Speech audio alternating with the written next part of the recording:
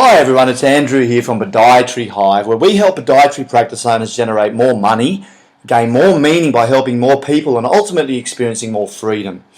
Now, the big idea behind this week's blog video, I've recorded my screen so I can educate you correctly, but I'm going to teach you how to get your practice to completely work without you. This is often a dream for many people, many podiatrists, and many people actually think that they can't achieve this, but I believe this is highly achievable when you understand what I'm going to educate you on today. So the idea is that running a practice, running a business, there's so many things that you have to do. And so when you step from being a podiatrist to being a podiatry business owner, the skill level is like learning to become a doctor. This is why so many podiatrists experience overwhelm, burnout, exhaustion. And this little tool is going to really assist you in understanding how to get it to all work for you and your practice and the journey that you're on to ultimately have a business that works without you. And I wanted to educate you slowly, and we're going to look at the different areas that need to be in place in order for a business to work. Now, this is not just your business, this is any business.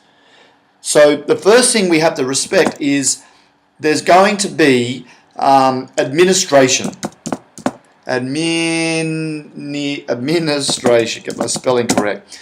All businesses are going to have administration. And this is regardless. If you have a podiatry practice, someone's got to empty the bins, someone's got to clean the floors, someone has to file things away. There's a lot of administration. There has to be administration around updating client notes. There has to be administration around booking people in. There has to be administration around lodging your business activity statements or lodging your tax statements. There's administration galore, and it's really important that you identify and you were to take this little organizational structure that I'm going to teach you and write out all the things that are actually administrative tasks for you to run your practice. And there's always things that you forget about, like it's the little thing of someone's got to put paper in the printer when it runs out, or replace the toner cartridges.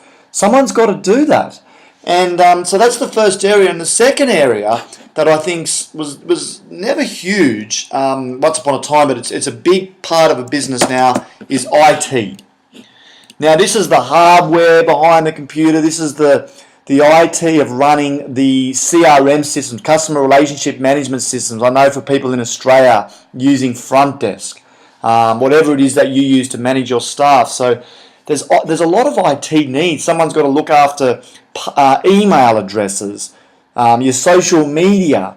It's the back end of the business. It's the intranet where everything's stored. It's the backing up of the computers. It's the buying the new computers when certain things break. It's maintaining and maintenance of the photocopier, of the printing machines. So there's all this IT work that needs to occur. And yes, you're right, someone has to do it. And ultimately it falls back on the owner. And a lot of this stuff falls on you. The next little area is finance. And it's a massively overlooked part of business, a very critical area in business. So in finance, you have to lodge your quarterly BAS statements in Australia, and it's maybe different in the States, etc. But then there's the budgeting, there's the reporting, there's the measuring your numbers, there's the measuring if you're making profit or if you're making loss, there's collecting unpaid invoices, there's paying the bills.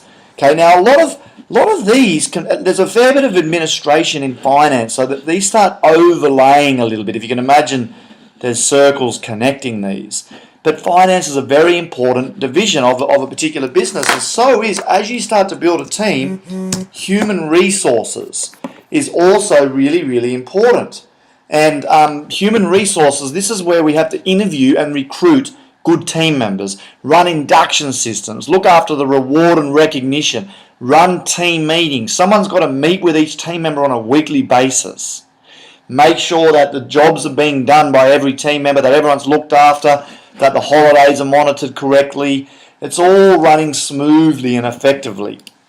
Then we step one step closer, we've got operations. Now this is obviously critical because this is literally you seeing patients. This is making sure the patient gets what they pay for. So there's a whole series of things that occur under operations to operationally ensure that your business is running. Okay, so again, we want systems, procedures to run that. And then again, we step over here into sales. So someone's got to do the selling. We've got to have the initial consultations. Then we've got to influence them to come back to you again. Or we've got to get out there and speak at events. And they're very linked with this one on the far left-hand side, which is marketing. So in addition to that, when we really get a business running effectively, we have a manager, a practice manager, or you may choose to get in our particular business, we have the queen bee. She's like a gun.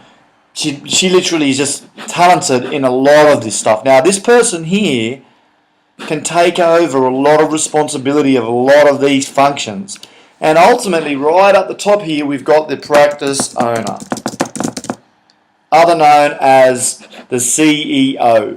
Now, this here is responsible right up the top here for the leadership of the business, setting the vision, inspiring the rest of the team, getting clear on strategically what are we going to do to grow this practice, setting the 5-year plan, organising the team, making it all happen, gluing it together. Really critical point. And ultimately, this practice owner, we want to free you out as much as possible from this. Ideally, operations. It's good for the practice owner to be a little bit involved in HR. It's great for the practice owner to be spending a lot of time over in these two, marketing and sales. This is your $1,000 an hour work. A little bit of HR. I think it's important that the practice owner with the manager ultimately work in the HR area as well. But realistically, let's say you've got a team of 3 podiatrists, so they fit under operations. Now you might have one administrator over on the right hand side, and you might have one practice manager. Now the practice manager may be in charge of HR.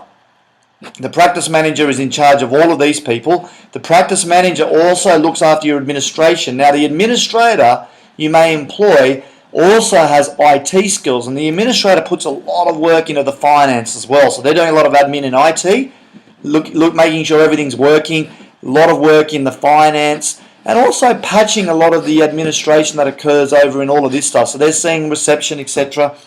Now over here, the practice owner, you are responsible for investing all the energy into this sales and marketing. Remember, any great business works 50% of the time seeing patients, the other 50% of the time working in marketing and sales.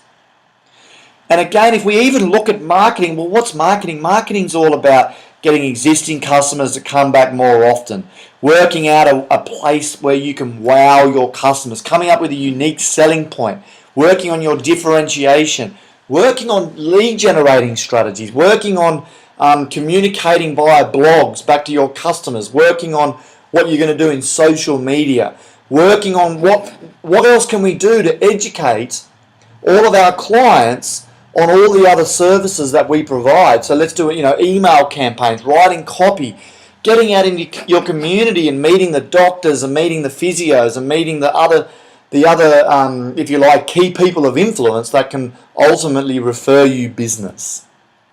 And when you actually can see this all working, you can start to get a business that can ultimately really start working like a well-oiled machine.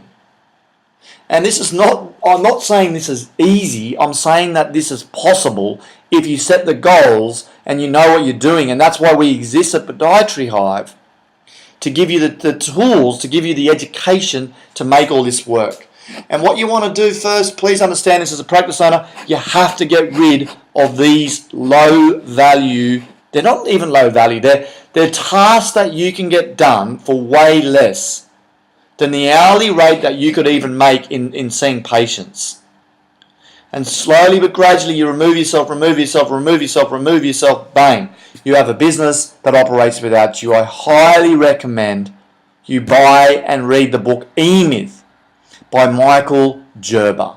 I've personally read the book 12 times. That's why I know this stuff so well. And I know for a fact that when you apply and implement systems and people to run those systems, you will free yourself up, you will generate more money, you'll create a bigger difference that's more meaning by helping more people, and I promise you'll experience more freedom. All the best. Until next time, take care.